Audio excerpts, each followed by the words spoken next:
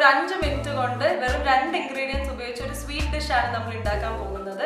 ഈ റെസിപ്പി എനിക്ക് പറഞ്ഞു തന്നത് എൻ്റെ സിസ്റ്റർ ഇൻ ലോ ആണ്. പുള്ളിക്കാരിക്ക് ഒരു ഷെഫ് പറഞ്ഞു കൊടുത്ത റെസിപ്പിയാണ്. അപ്പോൾ തന്നെ നിങ്ങൾക്ക് മനസ്സിലായി കാണും ഇത് ഒരു സ്പെഷ്യൽ ടേസ്റ്റ് അല്ലെങ്കിൽ ഒരു വ്യത്യാസമായ ടേസ്റ്റ് നിങ്ങൾക്ക് ഉറപ്പായിട്ടും ഇത് ട്രൈ ചെയ്ത് നോക്കിയാൽ കിട്ടും.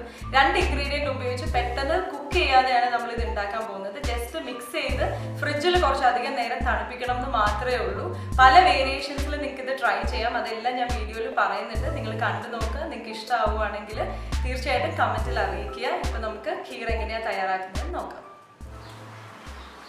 ഇപ്പം നമുക്ക് ഈ ഖീർ തയ്യാറാക്കി എടുക്കാം. അതിന് വേണ്ടിയിട്ട് ആദ്യം വേണ്ടത് ഒരു ടിന്ന് കോക്കനട്ട് മിൽക്കാണ്. ഇത് 400 ml ഒരു ടിന്നാണ്, റെഡിമെയ്ഡ് കിട്ടുന്ന കോക്കനട്ട് മിൽക്കിൻ്റെ ടിന്ന്. പിന്നെ നമ്മൾ ഇതിലേക്ക് ആഡ് ചെയ്യാൻ പോകുന്നത് ഒരു ടിന്ന് കണ്ടൻസ്ഡ് മിൽക്കാണ്. കണ്ടൻസ്ഡ് മിൽക്ക് 400 ഗ്രാംസിൻ്റെ ഒരു ടിന്നാണ്. ഓൾമോസ്റ്റ് 397 ഗ്രാംസിൻ്റെ ഒരു ഫുൾ ടിന്നാണ്. ഏത് ബ്രാൻഡ് ആണെങ്കിലും കുഴപ്പമില്ല. കണ്ടൻസ്ഡ് മിൽക്ക് ഫുൾ ആഡ് ചെയ്യുക. ഞാൻ പറഞ്ഞ പോലെ ഇതിൽ ഒരു കുക്കിങ്ങും ഇല്ല. യാതൊരു തരത്തിലും നമ്മൾ ഫ്ലെയിമിൽ ഇത് വെച്ച് കുറുക്കിയെടുക്കുക ഒന്നും ചെയ്യുന്നില്ല. ഇത് ഫുൾ ആഡ് ചെയ്തിട്ട് ജസ്റ്റ് നമ്മൾ മിക്സ് ചെയ്തെടുക്കുന്നേ ഉള്ളൂ. നല്ല ടേസ്റ്റിയാണ്.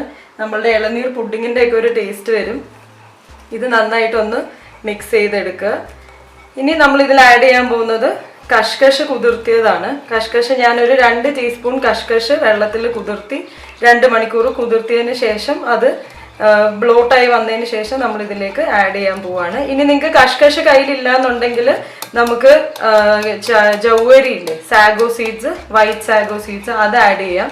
അത് ഇതേപോലെ ഒന്ന് വെള്ളത്തിൽ കുതിർത്തി വെച്ചിട്ട് അല്ലെങ്കിൽ ചെറുതായിട്ടൊന്ന് വേവിച്ചെടുത്തിട്ട് നമ്മൾ സാധാരണ പായസത്തിലൊക്കെ ഇടാൻ വേണ്ടിയിട്ട് വേവിച്ചെടുക്കുന്ന പോലെ കുറച്ച് ജൗവരി ആണെങ്കിൽ നമുക്കിതിൽ ആഡ് ചെയ്യാം. ഈ ഖീറിൻ്റെ പ്രത്യേകത അത് തന്നെയാണ്. നിങ്ങൾക്ക് ഇഷ്ടമുള്ള എന്ത് ടൈപ്പ് നട്ട്സോ ഇല്ലെങ്കിൽ ജൗവരിയോ എന്താണെങ്കിലും നമുക്കിതിൽ ആഡ് ചെയ്യാം.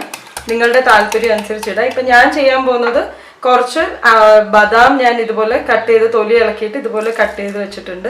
ഇവിടെ ഇത് റെഡിമെയ്ഡ് ആയിട്ട് കിട്ടും. അത് അങ്ങനെ ഡയറക്റ്റ് ആയിട്ട് ഇട്ടേക്കുകയാണ്. ഇല്ലെങ്കിൽ ജസ്റ്റ് ബദാം ഒന്ന് തൊലി ഇളക്കിയിട്ട് ചെറുതായിട്ടൊന്ന് പീസാക്കി ഇട്ടാൽ മതി. പിന്നെ പിസ്ത അതേപോലെ തന്നെ ഒരു 2 ടീസ്പൂൺ പിസ്ത ചെറുതായിട്ട് കട്ട് ചെയ്ത് അത് ആഡ് ചെയ്യുന്നുണ്ട്. പിന്നെ ലാസ്റ്റ് ജൗവരിയാണ്. അപ്പോൾ ഈ ഖീറിൻ്റെ ഏറ്റവും വലിയൊരു ഇത് തണുത്തിട്ട് വേണം ഇത് വിളമ്പാനായിട്ട്. നല്ല തണുത്തതിന് ശേഷം മാത്രമേ വിളമ്പാവുള്ളൂ. കാരണം ചിൽഡായിട്ടാണ് ഇതിന് ഏറ്റവും ടേസ്റ്റ്. ഈ കഷ്കഷ് കുതിർത്തിയത് അതിൻ്റെ വെള്ളം കളഞ്ഞിട്ട് ഞാൻ എടുത്ത് വെച്ചതാണ്. കഷ്കഷും കൂടെ ആഡ് ചെയ്യുക. കഷ്കഷിന് പകരം ഞാൻ പറഞ്ഞ പോലെ ജൗവരി ആഡ് ചെയ്യാം. നല്ല ടേസ്റ്റിയാണ്. തണുക്കുമ്പോൾ ഇത് കുറച്ചും കൂടെ തിക്കാവും. കാരണം നമ്മൾ കണ്ടൻസ് മിൽക്ക് ആഡ് ചെയ്തല്ലോ. അപ്പോൾ ചെറുതായിട്ടൊന്ന് കുറുകി വരും. ഈ രീതിയിൽ എല്ലാവരും ഒന്ന് തയ്യാറാക്കി നോക്കുക.